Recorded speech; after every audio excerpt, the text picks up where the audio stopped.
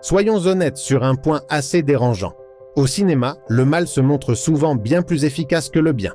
Le méchant peut avoir le meilleur plan, davantage de ressources, une discipline de fer et une vraie compréhension du monde qui l'entoure. À côté de lui, le héros ressemble parfois moins à un vainqueur qu'à quelqu'un sauvé par un coup de chance.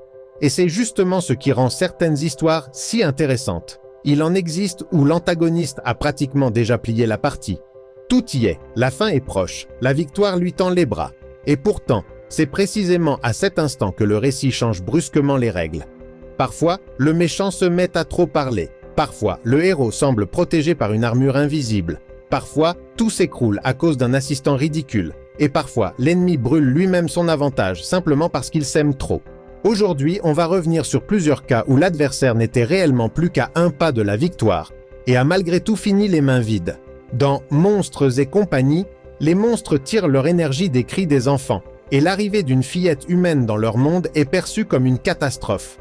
Quand Boo se retrouve à Monstropolis, Sully et Bob essaient de la ramener chez elle, pendant que Randall et le patron de l'entreprise Waternoose cherchent à dissimuler leur propre système d'exploitation de l'énergie, quel qu'en soit le prix.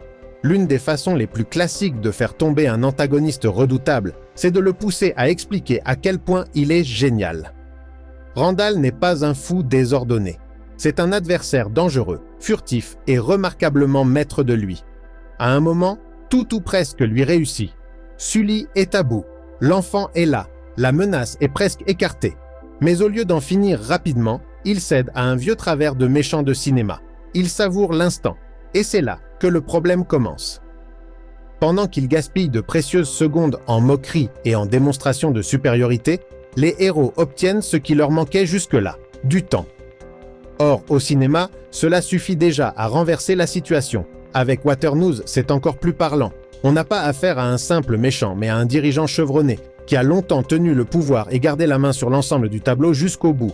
Il est tout près de gagner, non par la force, mais grâce au système lui-même.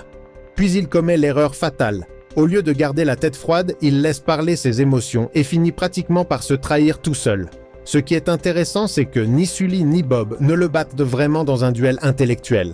Le méchant perd parce qu'il cesse d'être prudent. Autrement dit, dans cette histoire, la victoire des héros ne vient pas seulement de leur courage, mais aussi de la faiblesse même de l'antagoniste, son besoin de dire tout haut à quel point il se croit supérieur. Dans Zootopie, la lapine Judy Hopps et le renard Nick Wilde enquêtent sur d'étranges disparitions et sur des accès d'agressivité chez plusieurs prédateurs. Peu à peu, ils découvrent que tout remonte à celle qu'on soupçonnait le moins. Bellwether est un excellent exemple du méchant nouvelle génération. Elle n'écrase personne par la force, ne dirige pas d'armée et ne met pas en scène de spectaculaires prises de pouvoir. Son arme, c'est son image de politicienne discrète, inoffensive, presque transparente. Et c'est précisément pour cela que son plan fonctionne jusqu'à l'extrême fin. Pendant tout le film, elle a l'air d'un personnage de second plan. C'est idéal. Personne n'attend le coup venant de quelqu'un qui semble faible. Et le moment où l'on comprend qu'elle a méthodiquement construit un climat de peur et de division sociale pour redistribuer le pouvoir à son avantage, n'en est que plus marquant. Le problème, c'est qu'au point culminant, elle fait exactement ce qu'un véritable vainqueur ne devrait jamais faire. Elle se met à exposer son projet à ceux qu'elle aurait encore plus simplement éliminés ou neutralisés. Une méchante qui avait bâti tout son plan sur la discrétion transforme soudain elle-même son secret en aveu. Et là encore, le scénario donne un coup de pouce au zéro en s'appuyant sur un trait très humain, la vanité. Bellwether ne veut déjà plus seulement gagner, elle a besoin que les autres comprennent à quel point elle est plus intelligente qu'eux. Et c'est presque toujours là que tout commence à se fissurer. Si elle était restée aussi froide et calculatrice qu'elle l'avait été pendant tout le film, Judy et Nick n'auraient peut-être jamais eu la moindre occasion d'aller jusqu'au bout. Dans Kung Fu Panda 2, Po affronte le seigneur Shen, un dirigeant qui a décidé d'anéantir le kung-fu traditionnel à l'aide d'une arme nouvelle. En chemin, le héros découvre la vérité sur son passé et le conflit devient aussi intérieur qu'extérieur. C'est là qu'on voit particulièrement bien comment le cinéma sauve son héros quand le méchant est tout simplement trop fort. Shen n'est pas seulement un antagoniste marquant, c'est un stratège, un dictateur et un réformateur destructeur. Il ne gesticule pas pour impressionner, il change les règles même du conflit. Là où les maîtres des arts martiaux s'appuient sur des écoles anciennes, lui introduit sur le champ de bataille une technologie qui rend les anciennes méthodes presque inutiles. Et c'est précisément là que réside sa force. Il n'essaie pas d'être le meilleur dans l'ancien jeu. il en invente un nouveau dans lequel ses adversaires ont beaucoup moins de chances de survivre. Si l'on suit la logique du monde du film, sa position est presque irréprochable. Il a une armée, la technologie, l'initiative, la pression psychologique. Mieux encore, Poe arrive au final dans un état où il devrait être brisé. Il apprend des choses terribles sur son passé et se retrouve face à la source même de son traumatisme. Et c'est à ce moment qu'entre en jeu un mécanisme que le cinéma adore. Le héros ne reçoit pas une nouvelle arme, mais une illumination intérieure. Autrement dit, un méchant qui a gagné le conflit matériel se met à être battu sur le terrain de la philosophie. Oui, c'est beau. Oui, émotionnellement, cela fonctionne. Mais si l'on regarde les choses sans indulgence, Shen ne perd pas parce qu'il serait soudain devenu moins bon. Il perd parce que l'histoire décide d'offrir à Poe une réponse impossible à anticiper. Quand on oppose à la logique de la force la paix intérieure, on est face à l'une des formes les plus douces de l'armure scénaristique. Dans le premier chapitre de la saga du panda, le protagoniste est désigné de façon inopinée comme le gardien suprême, bien qu'il s'éloigne des standards habituels de cette fonction. En parallèle, l'ancien élève prodige s'éloigne de son lieu de confinement strict. Ce disciple, façonné par de longues années de préparation à l'excellence, s'estime l'unique bénéficiaire légitime du précieux document de savoir.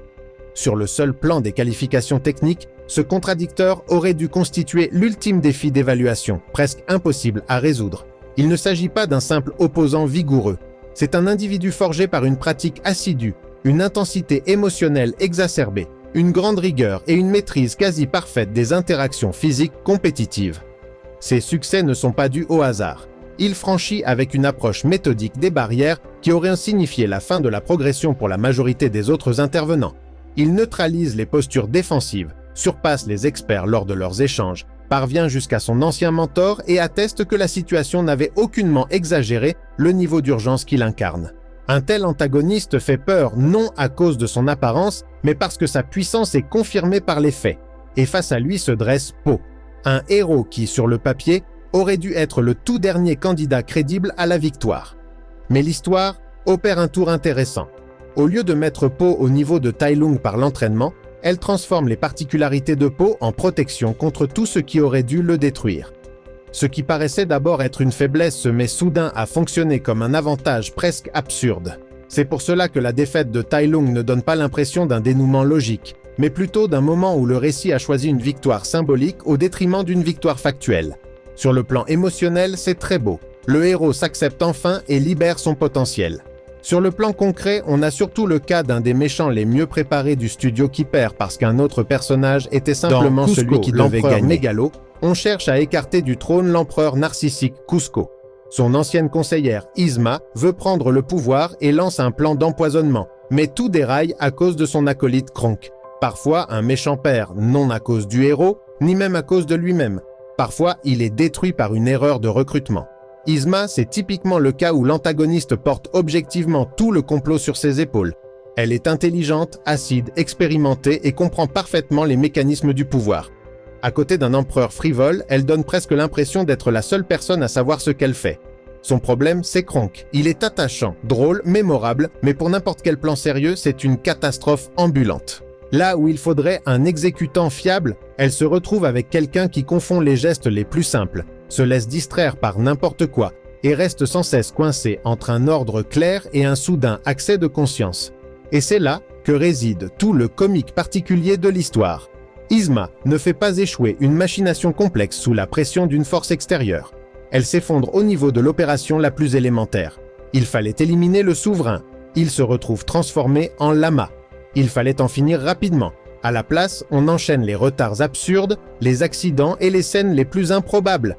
Du point de vue de la dramaturgie, c'est un ressort comique brillant. Du point de vue de l'antagoniste, c'est un cauchemar.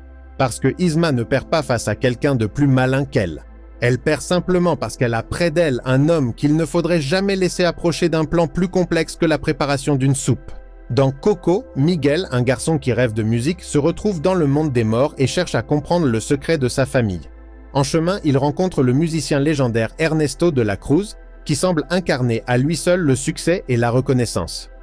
Ernesto est particulièrement intéressant parce que sa victoire a eu lieu bien avant le dénouement. Ce n'est déjà plus seulement une célébrité, c'est un mythe culturel. On l'admire, on le vénère, son image a été polie jusqu'à devenir parfaite. Il n'a pas simplement une bonne réputation, il jouit d'un statut presque sacré.